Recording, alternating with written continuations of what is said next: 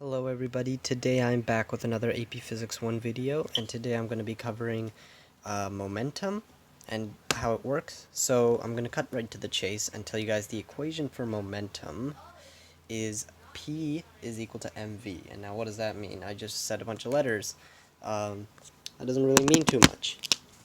Sorry for setting that down. But if I write down P is equal to mv, sorry about the quality. P is going to be our letter for momentum. This is what momentum means. M is going to be the mass of an object. So this is going to be mass. And I'll write momentum here too. I'll write it as moment. And then V is going to be the velocity of the object. So the amount of momentum an object has is equal to the mass the mass of the object times the velocity it is going at. So if an object isn't traveling at all, that means it has no momentum. If an object has no mass, which would kind of make it not an object in most cases, then it should have no momentum. Should. This isn't necessarily the case for an item, for something like light, which has a completely different momentum equation. So don't apply this equation to light.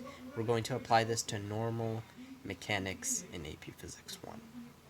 So once we have this, what can we do with it? So let's apply it to right here.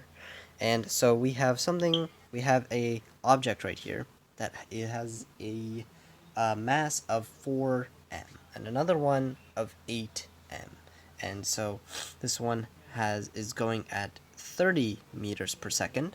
We got the other one going at 15 meters per second.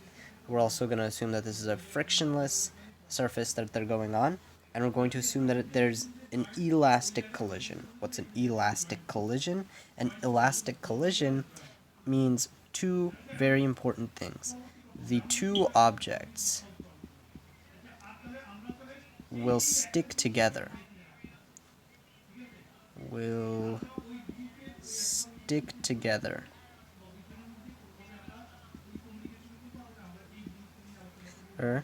After colliding. They're going to collide. So, since they're going towards each other, they're going to collide into each other after colliding. So this is basically an elastic collision. One of the things that an elastic collision should scream out to you is that they will stick together after collision. And another one is no energy is lost.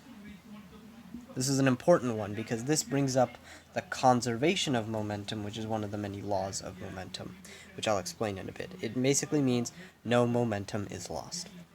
So we got 4m and 30 meters per second squared. 30 meters per second, not squared. That would be acceleration. This is velocity. So let's find the momentum of this item right here. So P is equal to mv. We got that, and what we are going to do is 4 times 30, and we're just going to assume that, let's say this is 4 kilograms, why not? Let's replace it with kg. It's going to have m, but whatever. And we'll replace this one with kg as well. And so 4 kg, or 4 kilograms, times 30 is going to be 120 equals P, and this is going to be the unit for it is going to actually you can just bring it from here. It is equal to the kilograms times meters per second. So that is the unit for momentum. Notice how close it is to force. Its unit is kilograms times meters over seconds squared, which you can say is also a Newton. And that actually will bring up another equation that I might cover in another video. So 120 is the momentum for this item here. Also, we're going to assume that this is positive 30 and that this is negative 15. Though technically, since it's moving in this direction, we wouldn't include these signs. And so 15 meters per second squared, 15 meters per second, and we got 8 kilograms, so we got these both, and that is going to also be 120 meters times kilograms per second. You can just reorder them, I did it in this case, and that's going to be the momentum for, let's say, the 8 box, and this is going to be the momentum for the 4 box. So when they hit each other, what will happen? What will happen in the collision? That is a question that I want to ask. I forgot to ask it in this video earlier.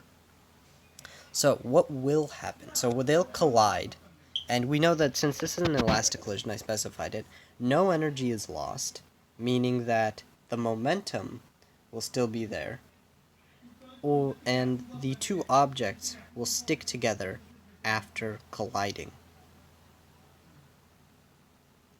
So, what does that mean?